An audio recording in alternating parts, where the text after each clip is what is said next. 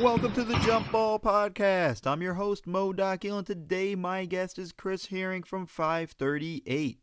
We got into what's going on with all these bats in San Antonio, the Lakers and Clippers rivalry, I guess we're going to call it. We're going to talk about team building in the NBA nowadays and team chemistry. But before we do, I need you guys to do me a favor. I need you to stop for a second. I need you to rate and review the podcast. It helps me on several different levels. The more reviews we get, obviously, the further along I can carry this podcast and hopefully take it to bigger and better things. But now let's get to Chris. So, you ready to tip it off? Chris, how you doing? I'm really good. How are you? I'm doing great, man. I'm doing great. This is actually perfect timing because you just had a piece today come out on the bats of San Antonio, and that brought some nostalgia to my mind this morning, where I was like, oh man, I think it was the third game of the season. It was my second home game, working for the Spurs when we had the Manu bat game. Yeah, no, it's the timing is crazy. First of all, it doesn't feel at all like that was 10 years ago. It was all the way in 2009. And, I wanted to try to find an interesting, I knew I was going to interview kind of animal specialists and experts and stuff like that. But I wanted to find a person who I could talk to that, I think this is a fun story to write about the bats. And, when you involve urban biologists and stuff like that, they give you insight, but it doesn't really add to the fun of the story. So I wanted to try to interview someone that could kind of, inherit the fun that was supposed to come with this. So I was trying to think of who I could speak to, and immediately thought, the mascot ends up being the one that catches the bat half the time, it seems like. And so, teams are very touchy about you talking to current staff members a lot of the time. And I know the Spurs are kind of tight-lipped about certain things. And so I realized, I did some research and realized that the former mascot just retired maybe 2 or 3 years ago. And so hopped on the phone with him, and he was kind of walking me through, the bat stuff and, the fact that now the Coyote mascot wears the Batman costume and how that came to be, and how I think what he was telling me, because he'd been the mascot since 99, I believe, up until 2016. And he was saying that even before the Manu bat swat incident, there had been one or two before that in the years before that. And the first time it happened, it caught him so off guard. And he was like, it stops the game, and it's kind of a fun thing for the fans because everyone's just kind of tracking this bat all the way across the arena and no one can catch it. And he'd had a wardrobe for years. The mascot has all these different accessories where, if they throw on 70s music, they can do, he can get bell-bottom pants or something to throw on, or any number of things. If they're saluting people in the military who served in the military, he can throw on different stuff to kind of reflect that. And so he went through his wardrobe and found that they had this Batman set of accessories. And he was saying it was like dingy and dirty and dusty, and that he kind of dusted everything off. And after even before the Manu incident, because there'd been some before that, he kind of tucked that aside, the costume stuff aside, and put it underneath the stands on one side of the arena near the tunnel, just so that he would have quick access to it and not have to go all the way back to his costume locker and his costume room. And he just left it there for years, kind of hoping for another opportunity to be able to throw the stuff on quickly and try to catch the bat. And so now that's been the way they've handled it for at least 10, 12, 13 years. And it's only worked maybe 3 or 4 times where that person was able to catch the bat. But, now they play the Batman music and, the whole nine. And it just kind of gets a huge kick out of the crowd. And I thought it was just a great story and kind of a fun person to, just talk to kind of get that lens and that understanding of how it works. Yeah, it really is. And I'm gonna post a link to it on the site so everybody can read it. But the funny side stuff about the Manu thing that I don't think a lot of people realize is when Manu had the bat actually got away before they could check it for rabies. Oh yeah. So Manu had to go through rabies shots. Yep. And they're not easy. It's like it's several injections over a couple of months, and it's like into the stomach and things like that. Like Manu had started the season slow, and we had contemplated, part of it was wondering if it was these rabies shots that he had to take.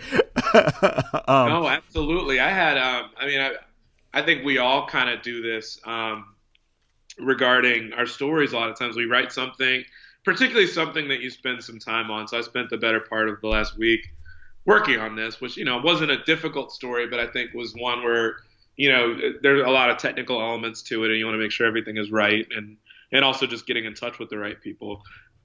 You check the comments on your story to kind of see what people think and what people are saying or what criticisms they raise. And last I checked, there were only maybe 3 on there, but one of them was like a very pointed criticism. Someone saying like, how dare this writer write all this stuff about something that was basically saying like it's kind of a otherwise sort of meaningless story or pointless story. It's perfectly fine, but it doesn't really serve a true purpose other than kind of writing about something fun. And he was saying, how can you write a whole story on this and not mention the rabies risk? And and I was like, wow, so that's the criticism that's being thrown at me. But I think I was aware of it. I've had times where I had a dog that kind of walked up on a bat and that was sitting on the floor and had to throw the bat away, or what you're supposed to do, in an ideal world, and I don't think Manu knew this, obviously, and I don't think most people do, is that in an ideal world, you pick up a bat, you put it in a bag, you don't touch it with your bare hands, and then you take it to a vet and allow them to test for it. So then you can make sure that your dog is okay or that you're okay and that nothing, nobody was bitten by it. But even in a case if one did, and I know you don't want to work off probabilities. Maybe this is just me working at 538, but I think it's like less than 0.5% of bats that carry rabies. And so the likelihood of that, plus the fact, like, if you're not actually bitten by one, if you're just kind of handling one, I get it. I get that there's a risk, but the idea that the story was somehow ruined because I didn't get into that or get into proper disposal. It was funny because I had, a couple of conversations with bat experts, and they were kind of prodding me a little bit just to try to add as much of that context as I could. And that wasn't really what the story was about. It's not to say that I totally ignore things if it doesn't fit perfectly into a little box, but I think it was meant to be a more fun story. I think maybe, and there were places like in footnotes and stuff like that I kind of included extra context about the bats, but I don't know. I don't think the average person is deathly afraid of bats, at least not in a context where you're in an arena with 18,000 other people. But yeah, if hopefully the idea that came across was just that this is a fun thing. Bats are not overwhelmingly dangerous. They're not looking to get, to engage themselves with humans. But yeah, I do think there are some misnomers about kind of how dangerous they are, even if you do handle them. I think the likelihood of anything happening is very low. Right. I'm with you on that. I feel bad for Brook Lopez. This was his chance to be a superhero, like you talked about in the story, and it and it didn't happen. He didn't get bit by a bat. So no superhero Brook for the Bucks. Let's shift a little bit more to what I had really approached you about to talk about was, man, like, in the last few days, the Laker Clipper sort of, it's kind of a rivalry, but not really. It's sort of like a big brother, little brother thing. Has kind of taken on a little bit of a life of its own. With, I'm not sure how familiar you are with the emails between Jeannie Buss and Azoff about, bringing the Lakers back to the form to kind of screw over Steve Ballmer and them calling him Balls as a nickname. And all of that stuff. And it's just kind of, it's funny to me, the level of arrogance with the Lakers considering how bad they've been. And Kevin Arnovitz wrote a great piece over the past 6 years of them being pretty much the worst team in basketball over the past 6 years. And when we going into this offseason, everybody knows the Clippers are in a better position. It feels, at least, the Clippers are in a better position than the Lakers for that. To get a free agent and to really kind of build forward. What's your take on this sort of kind of rivalry that's sort of building right now? Well, I mean, it's funny because on the one hand, the way you just described it, as far as Jeannie Buss and Steve Ballmer, and the arena issue that is kind of brewing now between the teams, and whether one is going to move to Inglewood or back to Inglewood, whatever.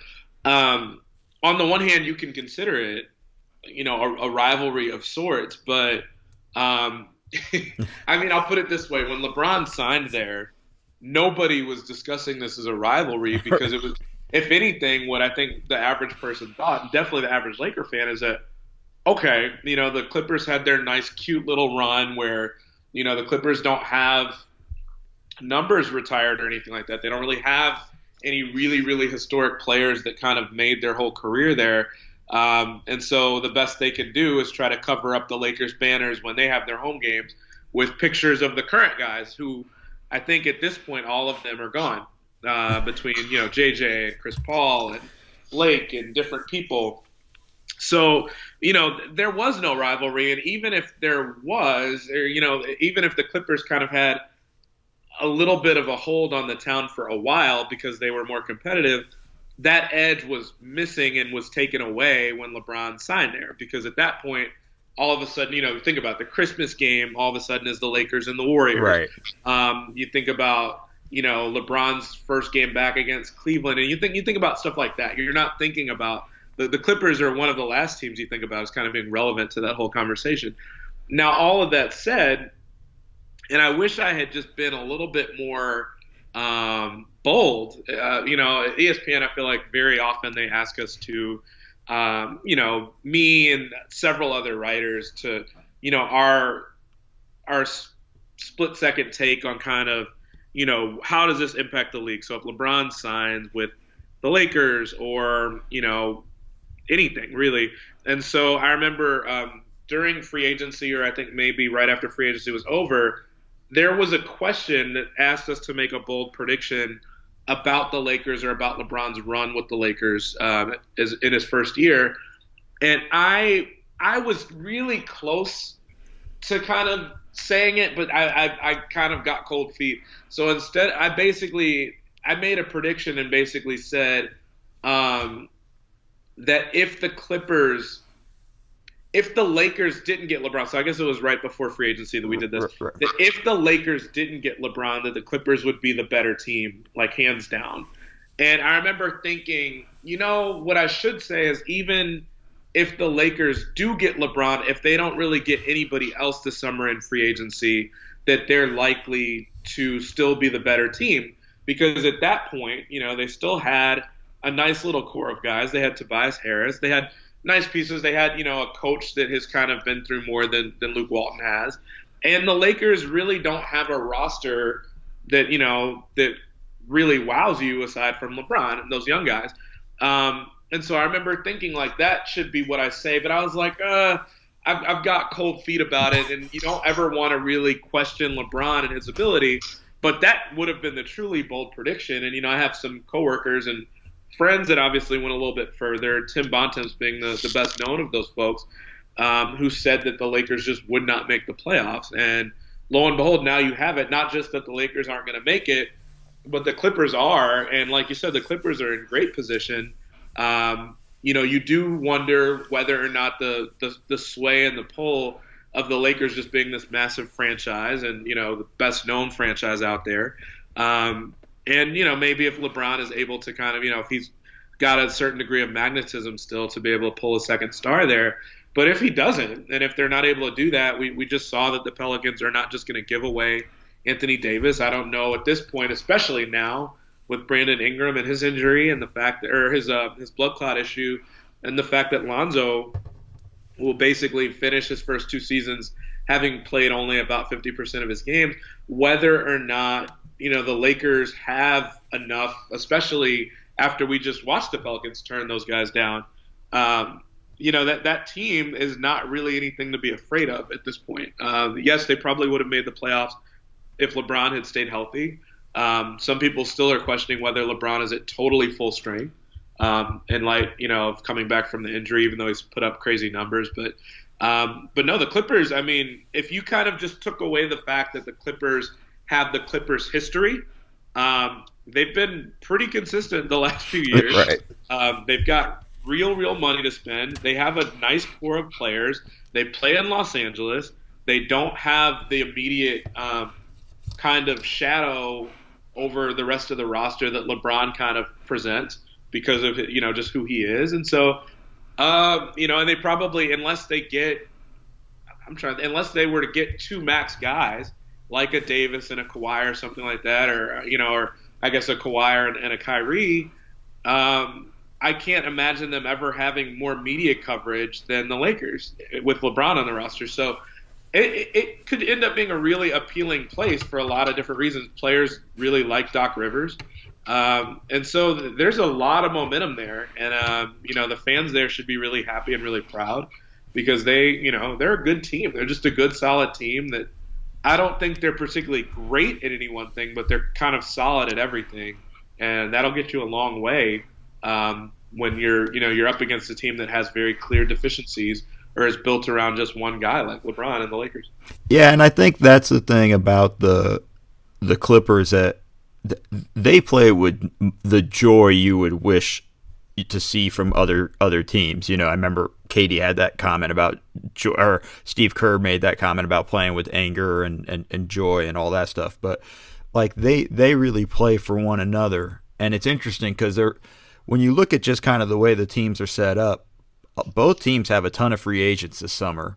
Both are in the running to get cap space. I mean, to go after big name guys. So some of these guys who are playing now know they're not going to be here next year, and there's just a big difference in the fact of like how much more cohesion is within the Clipper locker room, and these guys fit together better, and just how much you can see it when you're in the locker room. I've been lucky to get back there a few times this season, and you can kind of just see the camaraderie and whatnot, and it just, you don't see that from the Lakers as much as you would like to, and I think that's a very interesting thing in that sense. And you're right. I mean, listen, this is always going to be a Laker town. The Clippers doesn't matter if they move to a new arena and it's the best arena ever. It will always be Laker City. There's no taking that from them. That's the history and that's everything like that. But it's funny because I see Laker fans on Twitter crying and bemoaning about how much they hate this team, and it's been a tough watch this year, whereas Clipper fans are just enjoying the ride. I don't know if anybody had them really making the playoffs at the start of the season, but here they are. They're going to make the playoffs, and they're right there in the and they're going to. That's a great free agent pitch. We don't have to start over. We don't have to, we think we have you and we're going to be a top 4 team in the West. Whether that's true or not is a whole different story, but that's the pitch they get to make. Whereas with the Lakers, it's more along the lines of, guys got to look at it and, what are we going to get from LeBron? You wrote a piece about the Lakers a while ago. This has been the longest absence he's had from an injury, and it's really affected him kind of coming back. I'm not sure he's used to that. He looked a bit heavy coming back, and that's understandable coming from a leg injury. You're not going to be able to condition as much. Right. But it just kind of looked like really kind of a miscalculation of how much longer it would take him to come back from this. Sure. Yeah, and I think that just kind of messed them up, and we're obviously I'm with you. They would have made the playoffs, I think, if LeBron was healthy. I don't think they would have been a top 4 team. I think they'd be, at the very least, they'd still be in the playoff race if LeBron was healthy, or at least came back, 2 or 3 weeks earlier. And not that he could have. Don't anybody go at that way, but I don't think he's purposely sitting out. But when you look at the futures, and you touched on it, man, with the Brandon Ingram injury, and I feel bad for the kid for how much he loves basketball and he eats and sleeps the sport. It's devastating, this injury, because it's a really scary thing. This might never happen again to him, but if it does, we're really going up a paddle, and that puts them in a tough situation, because that was their centerpiece for any trade, not just AD, but that would be the piece anybody would want. That was their major asset. So now they got to kind of tank and hope they get a high draft pick, but they're just in such a tough spot. I'm really concerned about the Lakers' future. Yeah, I guess, and I'm trying to think in my head how much of this was hindsight, but I mean, I just kind of thought when they signed LeBron that it was absolutely not only that they signed him, but that they also made very clear shortly after getting LeBron that they were going to let Julius Randle walk. And at that point, I was like, okay, they're all in to go get this second guy. Now, I want to say their first signing after LeBron, I'm pretty sure was JaVale, which I remember. I mean, I remember literally saying out loud, "What?" All right. But thinking, okay, maybe they're doing that because you can get him for cheap, and you're leaving open the idea of going to go get another legitimate star. And when they didn't opt to keep Randall, that was immediately my thought was that, oh, they're doing it to free up and open up more space because they can't afford him anymore. But I just kind of kept thinking their second guy is going to come through. You started hearing rumors about the Spurs and whether the Spurs would do a deal with them, and how they didn't want Lonzo Ball because obviously the Spurs are kind of a very lowbrow team from a standpoint of distractions and stuff like that. And it seemed like, above all else, that was, obviously DeJounte Murray had a really nice season, but it also seemed like the Spurs weren't going to be willing to kind of put up with LeVar. And so you're hearing these conversations about star power and who else they might go get or who they might trade for. And it just never happened. And I remember thinking as the offseason came to a close, wow, really? The Lakers are just going to go through a season with age 34 LeBron and not reinforce the roster with a second guy who can kind of take the load off him? Everywhere he's gone from, since he's kind of had free choice to choose where he wants to play, obviously Miami and then back to Cleveland and eventually the Lakers. So with Miami, he's got Wade and he's got Bosh. With Cleveland, he's got Kyrie, and they go trade for Kevin Love. It's not only been just one guy, but two guys that you can run the offense through and potentially hand the ball to someone and say, here, you run the offense while LeBron is not here, while he's on the bench taking a breather. So I just kind of assumed the Lakers were going to go get that person. And when they didn't, I was kind of surprised, but even then, okay, well, then maybe they're just going to take a wait-and-see approach and figure it out over the course of the season. And then when they didn't do that, obviously they tried for Davis, but when it didn't actually happen, you kind of are left thinking, like, what was the thought process here? No shooting around that roster, which if you're going to have LeBron keep the ball in his hands as much as he was, you need to have that to free up the floor for him and also so that every possession doesn't feel like a frustrating sort of failure. Right. For LeBron to work so hard to play other people open and then just watch people brick shot after shot. But yeah, I mean, it was kind of amazing to watch the Lakers basically, when the AD trade didn't pan out, use this as an experimental season when LeBron is so old by NBA, and not just the NBA, but superstar standards, where you can't expect people to hold up the way they have forever at that age. And the Lakers know that better than anybody. They got Karl Malone at the end of his career, and he didn't really have a serious injury until he was with the Lakers, right at the end of his career. And so LeBron, really, when you look at other superstars, Malone is really the only other guy that you could put up there with LeBron as someone that basically went his whole career without any sort of real injury. But yeah, I was surprised by that basically you would let him go all the way through a season. And I know it's a 4-year deal, but the idea that year one would just kind of be a throwaway because there weren't enough reinforcements on the roster, that blew me away. And I think that's kind of the front office's big failure, whether LeBron had a say in the roster to build out or not. Someone tweeted a couple of days ago, I can't remember who it was, but I think it was like a frustrated Lakers fan and maybe one of the bloggers, but was kind of retweeting all the tweets that Magic Johnson had put out over the years, saying before he was a front office person, basically saying, man, props to Michael Jordan for signing Lance Stevenson, like he's a good one, and and man, Rondo would make any team better. He's just so smart. And so all these guys are people that Magic has liked in the past anyway. So whether or not LeBron got in his ear and said, I really like these guys, Magic did too. And Magic suggested that he did too. And that these are the guys that you wanted to target in year one of a process where LeBron is only going to get older and potentially more fragile.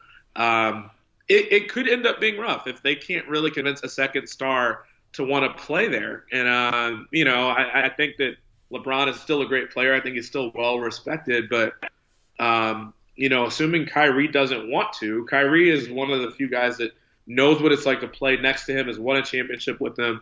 If he doesn't end up wanting to do that, and now, kind of seeing that they're not invincible anymore, that LeBron, it's not guaranteed that he's going to play 75 games a year anymore, it'll be interesting to see who they can get. And if they don't do well in the lottery, and if they don't really move up far in the lottery, it could be a frustrating next season too as well if LeBron's not completely healthy. Yeah, and that's kind of the thing. I mean, just even if they couldn't get a second star or wanted to preserve the cap for next year, I mean, just bring shooters around. You had guys like Wayne Ellington available, who's not a big name, but he can shoot. You have several other guys you could find and just build a team of shooters around. I know they wanted to go another way and a bunch of playmakers, but we already had the blueprint for what works around LeBron. And they just chose to try to reinvent the wheel, and now it's biting them in the rear end. Let us shift. This kind of is the perfect segue into team building in the NBA right now. It feels like it's gone a different way. We've been able to watch teams kind of grow up before our eyes. I mean, the Oklahoma City Thunder is a great example of it. Even these Warriors before they got KD, all these guys were kind of just homegrown guys, and we got to see them kind of develop and grow up. And we have a history of that within the NBA. It feels more and more now with kind of player movement, with the phrase, I think Bill Simmons coined it, pre-agency. The year before free agency, where guys are already beginning to look to move. Are we going to lose that? Because that was something I enjoyed, was kind of watching teams build up. We had it with, we had a young team in Philly. They went and got a bunch of guys now, and now it just feels like at some point Embiid and Simmons can't coexist. Just because everybody's talking about they need to trade one of them. I wish we get the opportunity. I want to see them stay together and play together over the next 6-7 years and kind of let us see how that develops. Are we going to miss that? Is that something we're going to lose? I mean, I think it's an interesting question. I think really you'll probably always have some degree of team building, but not in the way we're thinking. And really the best way to put that is you only need one. You need one star player that no matter what, this is the guy you want. And then once you have that, at least maintaining the flexibility to kind of tear it down and rebuild around that person. So I guess the way I could kind of think about that, go all the way back to the Celtics with Paul Pierce, because he kind of went through, being on a competitive roster to a teardown to then them going out and having the assets and kind of making it happen to go get Ray Allen and Kevin Garnett. I think about something now, and this is a much different example, a team that decided to basically go all in and, just made the trade to be able to get Luka, but then once seeing that Luka Doncic is going to be a great player at some point, you could already argue that he's very good, especially for a rookie, he's great. That they went all in to go get Porzingis, and now that's their core, and everything else will be built around that. I think the most interesting team, like you said, is we just got done talking about the Clippers, just kind of maintaining flexibility in general. This is a team now that arguably has traded their best player 2 years in a row, and when you do that one time, you miss the playoffs generally.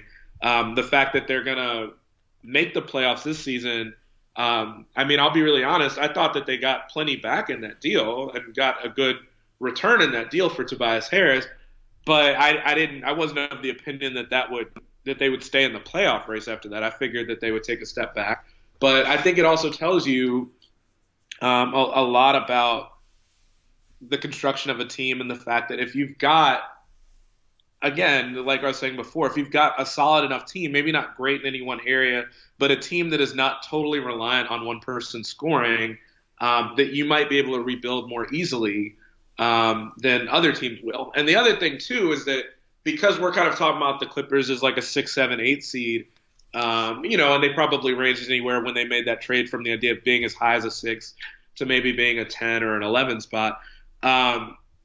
There's a big difference between kind of just making the playoffs and truly, truly contending for a championship. And I think the Clippers, no one expected them to come in and compete for a title this year. So what they're doing at this point is a wild success. No one's going to complain about it.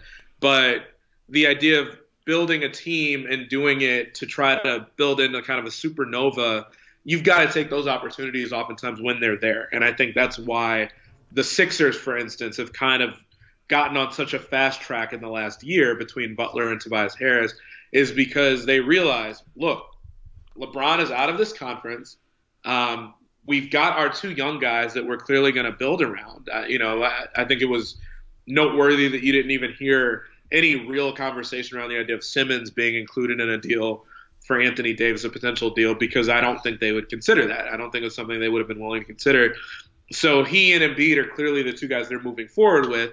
And frankly, as much as they gave up to get Butler, two solid players in their rotation, two starters, and Saric and Covington, that now getting Harris might give them flexibility and make them more okay with the idea that if they decide to move on from Butler, who obviously has wear and tear on his body from all the years in Chicago and Minnesota, that if you move on from him, you still have another guy that you could potentially keep and have a big three with. And so it's become really interesting to me, kind of all the different tacks you can kind of take to build a team, whether you want to go for it all at one time and you've got the assets to make that happen and to try to win a championship, versus if you just kind of want to stay in the middle until something great falls into your lap. And by that, I mean the Clippers, where you kind of move parts around and you have smaller pieces and you kind of wait for free agency to try to add someone that can make you a championship contender. There are a lot of different ways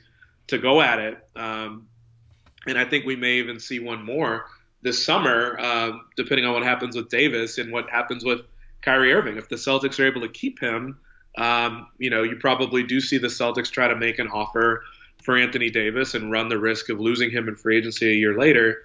But that's one other way to do it, is to try to trade for someone preemptively, like you said, where it's kind of pre-agency. And so the Raptors are kind of in that spot too, where they've built their team out in a really interesting fashion. They obviously gambled by trading away one star for a better star, and now kind of wait and see approach to see what will happen with Kawhi. And does he go to the Clippers? Does he stay put in Toronto, who has had, by all accounts, a great season so far and a very good season in the East, and will have a chance to win a championship? Will that be enough? So there are a lot of different routes you can take, but there are probably 4 different routes you can take. And it's been fascinating to see teams, even in the same city with the Lakers and the Clippers, kind of take different approaches. Yeah, I mean it's hard. Like it almost feels like we're not also as patient as we used to be. In that sense, I think in the past we probably would have seen Philly just let that team grow. And they made, I like what Philly did. They made some trades.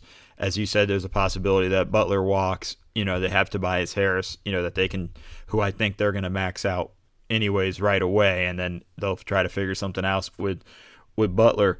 It's just an interesting thing. It's just like it's the more I think about it, kind of looking back at some of those teams that we really loved, like that OKC team was a lot of fun. That first year when they made the playoffs and pushed the Lakers, the Kobe Bryant Lakers to at the time I think it was a 5-game series still, pushed them to the brink of elimination and whatnot. It was just a lot of fun in that sense. So I'm going to be sad, Chris, if we lose that. I need some teams to kind of just grow with the young guys for a while.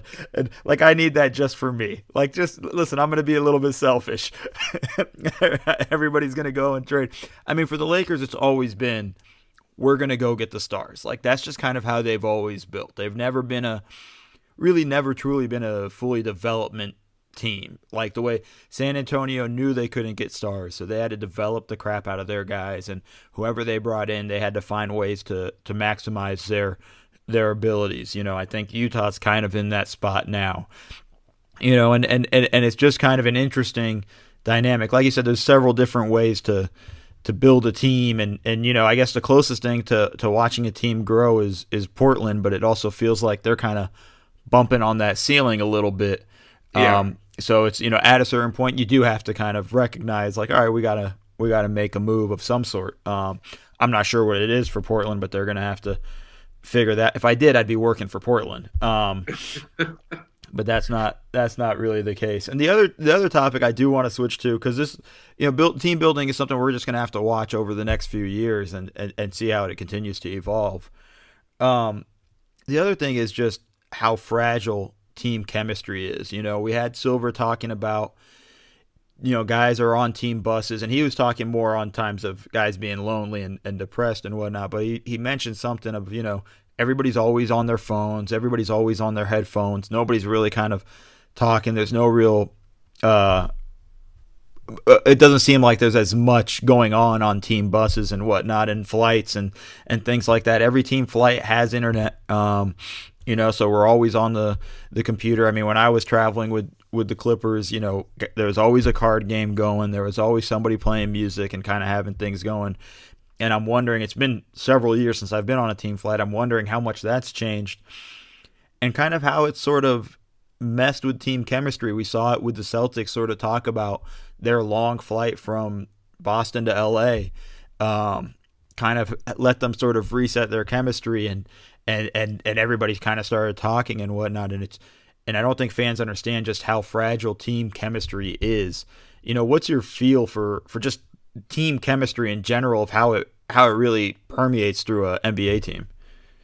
Yeah, I mean, I think the flight thing, I think, is really interesting for a couple of reasons. One, I'm working on a book about the 90s Knicks, and the 90s were a much different time. Obviously, no cell phones, you want to sound really antiquated. I mean, even credit cards were not really a thing that were being used constantly at the time, and you couldn't use them everywhere in the early 90s, and so players were carrying around a lot of cash, and when they had flights, they would often kind of gamble on the planes and just carry around thousands of dollars of cash at a time, and depending on where they're going, Houston and certain places where there were well-known tailors and people that were selling really high-class shoes and stuff like that, players would sometimes bring tens of thousands of dollars with them just to kind of buy those things. And so they would naturally have that money on the plane and gamble with it, especially guys that were making a lot of money at the time. And so the card game element was something that I think was a lot different. And you still have it now. I think one of my friends, Scott Cacciola, did a story on this a couple years ago, I think, about the Hawks playing, was it Uno or something that they played on their flights, which was a really fun story. So you still have some of it. But I mean, honestly, this will sound like I feel like I'm a 70-year-old man saying this now. The players are in their phones a lot. And so the fact that you're on these charter flights and, you don't even have to be on a charter flight these days to be able to get the internet. Right. But it's so easy to just kind of get lost in social media or just get lost in your phone. And I think that's true of us. It's probably even more true of athletes who are away from their families and kind of their friends and stuff for long stretches of time, to just be able to do that. And also, or feel like they've been, that someone has kind of hurt them almost by taking their phone away for the 3 or 4 hours that they're engaged with the game for. And so the idea that they want to kind of get caught up in what happened in the few hours that they were away, I think that's natural, but I also think that it probably does kind of take a toll on chemistry. And I think that the good coaches and maybe not the good coaches, but I think just the coaches that have been around long enough to know that off-court stuff matters, try to build in things from time to time to try to keep that camaraderie. And so whether it's the team or at least parts of the team go and get dinner, or we'll go catch a movie, or what have you, we'll just kind of go and do stuff. You've got cliques within every team, and so I think you always have some of that, but player movement can hurt that. I think when you have the Lakers situation, Right. where you've got vets and you've got, one player that is so, um, again, who kind of has a shadow that casts itself so far out over the rest of the team. I imagine that has to change the dynamic a little bit. Certain people were pointing out that when LeBron passed Michael on the scoring list, and I don't even think it's not to knock his teammates or anything, but LeBron to some extent kind of is a foreigner on that team, and a lot of those guys haven't been on the team that long, but that was not the city that he kind of made his NBA career with. Those guys, a lot of them that were on the court or on the bench at the time were guys that a couple weeks later very easily could have been traded had the Pelicans been a more willing trade partner. And so I just think a lot of that stuff probably does have an effect when you consider kind of the way that players get along now versus the way they might have gotten along before, and just the way that they gel as teammates. That I just feel like you don't necessarily have to communicate with people nearly as much as you would have had to before. Right, and I think the stuff I find that's interesting is like you don't have to be best friends with your teammates. You don't have Right. to. You got to be able to connect with each other though in the locker room and kind of at least know each other and have some sort of level of respect and trust in that sense. And I think there was something I can't remember where I got the information from. It was from an article or a podcast or something. Like I just devour this stuff. Unfortunately, I can't remember where it comes from. The which says a lot more about me and how bad I am at this stuff. But there was a thing of when the Cavs got Channing Frye, kind of what he did to that team's chemistry, because Channing Frye is the type of guy who would put random people in text groups together and start a conversation, and kind of having those guys who, this person may not normally talk with this person, but Fry's going to connect these guys, kind of having those locker room guys really do so much for chemistry. And the thing is about chemistry is it can really carry a team and take a team that probably isn't as good as they are, but their chemistry is so great. Like we're seeing it with the Clippers kind of rise up, can really carry them a long way. And it can also crush them, because I was with the Clippers when our chemistry was terrible. We had the talent. We were good enough to win. Yeah. We just couldn't get the chemistry right. And that was the issue, and to be honest, we didn't have a Channing Frye type guy in the locker room that can sort of bring everybody just kind of together and whatever, and connect these guys with these guys, or hey, we're going to dinner, you're coming with us, or just the simple things like that. You said it, cliques develop on these teams. Good chemistry, bad chemistry, that just happens. You tend to gravitate towards those, whoever you're going to hang out with, and that's normal. But kind of building that chemistry is such a challenge in that sense, and that's kind of my biggest concern for the Sixers. Really, is just not enough time to build the chemistry they need with the two big trades they made. And then on top of it, you mentioned LeBron passing MJ. I was at the Clipper game when Lou Williams, became the all-time bench scorer, Hmm. which I also didn't know was a record, by the way, but I should have known better. But the whole bench jumped up, when he broke the record. Like, they were well aware, and part of it is Lou's been around for a couple of years. He's been with the team. I think this is his third season. There's a genuine kind of feel for it, and like you said, LeBron is kind of a foreigner, so it wasn't really as exciting. It just didn't feel the excitement in the arena at the Laker game as you did with the Clipper game, where everybody kind of, from the fans to everybody, was all in on it. It was funny because LeBron's on pace to break Kobe's record next year, and pass Kobe on that list. And it's going to be an interesting reaction how Laker fans deal with it. I tweeted asking about it, and a lot of them responded with like, we don't care about it as long as he wins, and that's kind of their attitude, is they don't really care about the record and his accomplishments. As long as he can start winning with this team, that's really what matters to them. I wonder, I mean, is how much of that is rooted in the idea, is it easier for players to kind of be more excited and more happy for a teammate if it feels like more of an equivalent sort of share that everybody is getting and putting in. And so with the Clippers, Lou Williams is obviously the big scorer on that team at this point. I guess Tobias before that. But even then, Lou was just such a star scorer off the bench. But you've got Gallinari and you've got Harold. You've got so many guys who kind of are, just kind of contributing. Whereas with the Lakers, it is such a heavily dominated situation by LeBron, down to the very idea of like, is LeBron signing off on the idea of getting rid of the whole youth movement to try to trade for one player, or at least the perception being that way? Who knows what level of involvement he has? You do have to imagine that nothing too major would happen without at least getting his blessing or his okay. And I think that there's probably not any different than his stops in Miami and in Cleveland. Right.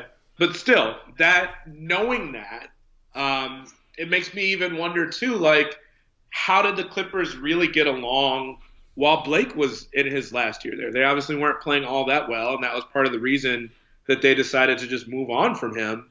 But I just wonder when you kind of I think there are a handful of teams like that in the league who seem like their chemistry is good, but it's kind of because it feels equal opportunity as opposed to it being dominated by a single player or two. And and for all the things we've talked about, even with the Celtics, who are in a much different spot, obviously, than the Lakers, but, that seems like something that, maybe it's just a convenient narrative to pull from, but it also seems like it was a legitimate question coming into the year of, like, who's going to shrink their role a little bit now that everybody's back healthy? Yes, they made the run to the conference finals, and, we're really a half away from making it to the NBA finals, maybe a quarter or two from making it to the NBA finals. And but they did that without Kyrie and Gordon Hayward. Now you add them back into the mix, and you've got all these young, blossoming players. How do you make that work? And, a lot of people kind of pushed that question to the side, said it wasn't relevant or that it didn't matter all that much. But they really struggled. And, after a while, you had a player or two kind of come out saying, it's been difficult to kind of get going with my role being different and being kind of back to what it was before those injuries last year. So that stuff, it's easy to say it. I know it's the context in which you asked the question, but I assume that stuff matters on some level unless you've got the right personalities who are okay with taking a step back or who are okay with getting fewer shots. But depending on what roles guys have held before and with other teams, that doesn't always fly with everybody. I think the Clippers are a good team in part because you've got guys like Pat Beverly, who, quite frankly, when he left the Rockets, kind of went out saying that he wanted a slightly bigger role. And so even with him, I think he is a very, very good player. I think he's an unselfish player. I think it's perfectly fine to say you'd like a bigger role and that that's not necessarily a selfish thing. But, for whatever reason, it's worked better there. And it, like I said, I think to some extent, teams that are built the way the Clippers are built probably lend themselves more to the idea of players getting along really well because there's not an enormous power dynamic held by 1, 2, or 3 people. Yeah, and the thing is, like, we don't have – like, this is what makes Klay Thompson so special, right?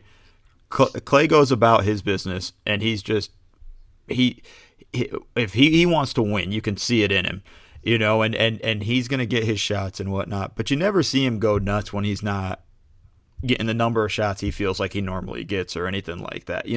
This is the kind of unselfishness, that you don't always see, and it's those guys that are rare. It's like you said with Boston. Those young guys took a big leap last year in the playoffs, so it's hard when you ask them to kind of, okay, now do a little less, because these guys are coming in, and if that doesn't bear results right away, there tends to be some sort of resentment, and you can kind of see that stuff sort of build up. That was something that I was on it from the beginning. I just kind of said I was concerned about the chemistry with them altogether, but I just think it's such a challenging thing. And then with LeBron and the whole trade scenario, I mean, it's hard to want to play, knowing that, like, this guy wants to be traded, and it's just a challenge in that sense. I think you touched on it with the Clippers, and Patrick Beverly is a good example of, like, there's nothing wrong with wanting a larger role. We see it all the time. Bledsoe didn't want to be a backup to Chris, so we knew we were going to lose him in free agency, so we had to trade him. And I think there's just those kinds of things, and it's just chemistry is just such an important thing. I'm rambling now at this point. But Bill Simmons wrote it in his book, The Secret, and it's something that goes back from, probably ever since teams ever really existed, and kind of having that chemistry. You can just tell, you can see it in the Bucks. They love playing together. It's funny because it's sort of like you said, they're centered around just Giannis, and there's a love you can see when he's cooking and whatnot. You can kind of see everybody getting excited, or when somebody else is cooking, him get excited about it. And I think that's kind of the chemistry experiment that we kind of need to watch for. I mean, there's good chemistry and there's bad chemistry, and I think that's sort of been a challenge. At this point, I've just rambled and said a bunch of words. I don't even know what I said. Well, let me add to what you said. I mean, I think, I probably could have been clearer in what I was saying before. I think when you're on pace to win 60 games, and even this year we'll see that from the Celtics that winning, what are they on pace to win? 50. I don't have the standings right in front of me, but basically, if you're overachieving, I don't think anybody had the Bucks pegged as the best team in the league this year, or thought that they were going to be the best team in the league this year. But so we're looking at the Celtics, and maybe the Celtics will get to 50-52. That's going to be on the low end for them, because I think people, if not expected that they would finish first, probably figured that they'd finish second, and so they're going to underachieve, and so everything, it has to probably be somewhat relative to expectations. So the Bucks are going to wildly exceed our expectations. They, depending on how things shake out, could realistically sweep the executive of the year voting, the coach of the year voting, the MVP. I mean, they're in play for all of those things. And when you consider that, those sorts of things make everybody happy, because, people will get paid because of this. They're having fun because of this, because they're obviously winning. Most of their roster has not been really, really deep in the playoffs. And so this will give everybody kind of a first taste of that. And so even though, as we were saying before, the dynamic is in a place now where, yeah, absolutely, Giannis is the superstar there, and that is not anything you could even really question. But when, kind of like a rising tide lifts all boats, that, I think that's kind of what you're looking at there. And because the expectations weren't there to start the season, people aren't going to be unhappy about that or kind of question their role in it. Because the other thing, when a team is winning like that, you're not dealing with constant trade rumors about who's on the way out. On the flip side, when you are, even if you're decent, so that, the Celtics have had a good year by most team standards, but not their own, that's when you start to hear the craziness. And obviously, when we talk about team chemistry and different things, we haven't even discussed the fact that Kyrie has sounded unhappy for the better part of the last month. And I try not to kind of, I'm not criticizing when I say psychoanalyze, but I do feel like we're kind of reading into his every quote now so carefully, because one, he is a free agent. Two, the Celtics have underachieved. Three, he's the face of that team at this point. And so, and there are a lot of young players there who, depending on, he kind of is sounding more and more like LeBron did at times in Cleveland, and the sort of stuff that seemed to really grate Kyrie Irving, as far as, the stuff that kind of wore on him and wore on Kevin Love, as far as these, whether you call them passive-aggressive statements or not, for better or worse, that's essentially what they feel like. When you say that guys kind of have to grow up and, learn that you have to play a certain way and that you can't take this for granted. And, all of a sudden Kyrie kind of sounds like one of those grizzled vets who's been in the league for 15 years. And that doesn't always play well with younger teammates, and particularly when they feel like you're criticizing the fact that they haven't come ready to play, or that they came into the season with the wrong mindset, or that they came into the season, with too many individual goals in place when, they need to kind of sacrifice more for the sake of the team with everybody being back healthy. So I don't know. You could lay that out any way you want, but if you're having those struggles, and you have like a superstar on your roster and you're overachieving, I don't think teams, and who knows if the Bucks are even overachieving, they're just achieving at this point. But I think there's less room to kind of be frustrated about anything if and when you're winning. If you are not winning at the level that people expect, everything else kind of becomes an open question. And then you get questioned about it by the media more, which kind of forces people to analyze and take sides and, answer those questions openly, which Kyrie has not always wanted to do because it's hard to do that day after day without kind of hitting a landmine and saying something that is going to set off somebody. And so, it's a really interesting dynamic that I think, we'll see come full circle this summer, whether or not it ends up being kind of the impetus for teams to split up or for the Celtics to kind of watch Kyrie go elsewhere. And if that happens, you assume they probably don't get someone like Davis, who basically it seems like he wants to play with Irving, but not necessarily with Boston, or, that initially didn't have Boston. Who knows? It's kind of like a huge can of worms at this point. But yeah, the Adam Silver comment about the unhappiness in the league is pretty fascinating. And I feel like there is legitimately some of that, but I feel like a lot of it is rooted in the idea of player movement and, the power of who kind of gets a say in player movement and whether certain guys kind of hold the cards in their hands and they're also your teammate at the same time. Yeah, and we can go on for several hours on these topics. I'll just leave it with winning cures everything. It tends to hide all warts. If you win at the level you're expected to, like you said, expectations are really kind of the thing, and I'm glad you kind of pointed to that. Chris, I've taken more time than I planned to from you. But before I let you go, can you tell the people about the book you're writing? We kind of mentioned it a little bit about the Knicks, but can you go in a little more detail about it? Sure, and I appreciate the opportunity to do that. Still a ways out. It's not even due until next summer, next June. But the first book I'm working on that I've ever worked on, and it's I think the tentative title for it is "Blood on the Hardwood: The Flagrant History of the 1990s New York Knicks." And so, I just think it would be a deep look at a team that's never been written about at length. Coached by Pat Riley early on, and then eventually Jeff Van Gundy with a small stint of Don Nelson in between. But a team that had some interesting characters on. Obviously, had Patrick Ewing as the big star, but after that, just had a group of like rough and tumble guys that I don't think many people looked forward to playing against. Charles Oakley probably being the leader of that crew, but then Anthony Mason, John Starks. I was just researching more on him last night. I think he had like 4 or 5 fines from like hard fouls that he committed all in the same 10 or 11 month span, and broke Kenny Anderson's wrist during a hard foul at one point. And Anderson missed the rest of the season, but just a team that was always willing to kind of fight, like literally, figuratively. Some interesting personalities between Mason and Oakley, and definitely some other folks along the way that kind of came and joined the team later on with Latrell Sprewell. But a team that never quite kind of reached the promised land, never won a championship. But, I think very well might have had it not been for Michael Jordan.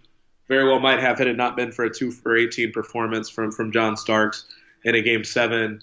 But, I think that's the main reason that they've never been written about. I think they were more than interesting enough to have been written about. I think you talk to New Yorkers, and it's for New York basketball fans, by and large, it's, especially people my age, probably your age and stuff like that, their favorite team, because this is the last sustained run of success the Knicks have had. As a matter of fact, I'm not even sure the Knicks have made it to the playoffs more than 2 or 3 years in a row since that era. Just the last time they were in championship contention. And, this was at a time where NBA on NBC was kind of at its peak, and just a fun time, really, and fun time for the city. And it's crazy to think that really they haven't been in championship contention since then, and, haven't won a championship. We're going on nearly 50 years at this point. So I think younger people who are between the ages of, maybe 30 and 50, this kind of is the closest thing you've had to a championship team. In your Knicks fandom. And so I think people talk about them as if they won championships, people in New York at least. And I think there's a reason for that, because they felt like those teams really epitomized what the city and kind of what it was known for. what the city was about at that time. Just a real toughness that really, after the Knicks, the league kind of outlawed. I think the Knicks kind of picked up where the Bad Boys Pistons left off and kind of escalated that to a new level. And those Knicks teams basically forced the league to kind of implement new rules regarding flagrant fouls and fighting and stuff like that. They had the big brawl with the Suns in 1993, which at the time was the most heavily fined situation that the league ever had, where, Greg Anthony sucker punched someone off the bench in street clothes. And so, this was just a team that I think was really, really fascinating for a lot of reasons and a throwback in a lot of ways, and probably the last. I think Pat Riley obviously took that dynamic and ran with it with Miami when he left the Knicks. But other than that, I don't think you're ever going to see a team like that or like that Heat team or like those Pistons team ever again. And the Knicks were kind of the last of their kind in some ways. Awesome. I'm looking forward to it. It's going to be I have no doubt you're going to put together a beautiful gem. I know it's a whiles away, but you're going to be great. It's going to be an awesome book. I can't wait to read it. Chris, man, thank you so much, dude, for taking time to chat with me. No problem at all. Thank you for having me. I really appreciate you. No, it's my pleasure. No, and we'll definitely be doing it again, hopefully soon. Sounds great. That's it for our show. Be sure to rate us, like us, leave reviews on iTunes, SoundCloud, Google Play, Stitcher, wherever else you go to listen to your podcast. You can support The Jump Ball on patreon.com/thejumpball. All sports appreciated. That's all I got, guys. Have a great weekend.